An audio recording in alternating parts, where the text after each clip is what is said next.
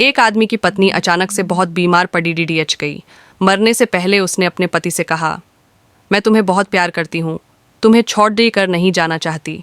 मैं नहीं चाहती कि मेरे जाने के बाद तुम मुझे भुला दो और किसी दूसरी औरत से शादी करो। वादा करो कि मेरे मरने के बाद तुम किसी और से प्रेम नहीं करोगे, वरना मेरी आत्मा तुम्हें चैन से जीने नहीं देगी। पत्नी को चल बसी। उसके जाने के कुछ महीनों तक उस आदमी ने किसी दूसरी औरत की तरफ देखा तक नहीं, पर एक दिन उसकी मुलाकात एक ऐसी लाड डचकी से हुई जिसे वह चाहने लगा। बात बढ़ते बढ़ते शादी तक आ गई और उनकी शादी हो गई। शादी के ठीक बाद आदमी को लगा कि कोई उससे कुछ कह रहा है। मुद्दा कर देखा तो वो उसकी पहली पत्नी की आत्मा थी। आत्मा बोली, तुमने अपना वादा तोड़ा है, अब मैं हर रोज़ तुम्हें परेशान करने आऊँगी। और इतना कहकर वो गायब हो गई। आदमी घबरा गया, उसे रात भर नींद नहीं आई।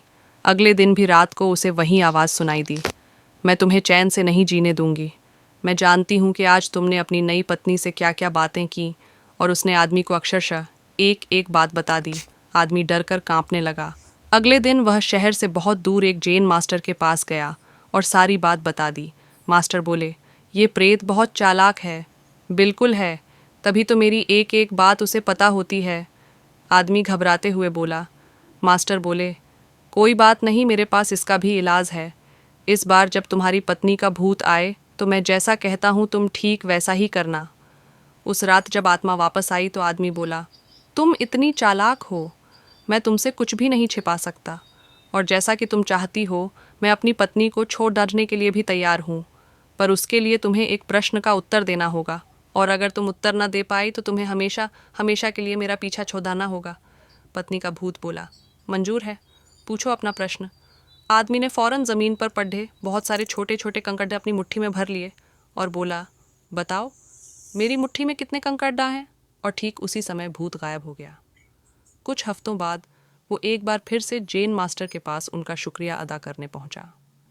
मास्टर, उस भूत से मेरा पीछा छुड़ाने के लिए मैं जीवन भर आपका आभारी रहूंगा। आदमी बोला, पर मैं ये नहीं समझ पाया कि आखिर उस प्रश्न में ऐसा क्या था कि एक झटके में ही भूत गायब हो गया। मास्टर बोले, बेटा, दरअसल कोई भूत था ही नहीं। मतलब? आदमी आश्चर्य से बोला, हाँ, कोई भूत था ही नहीं।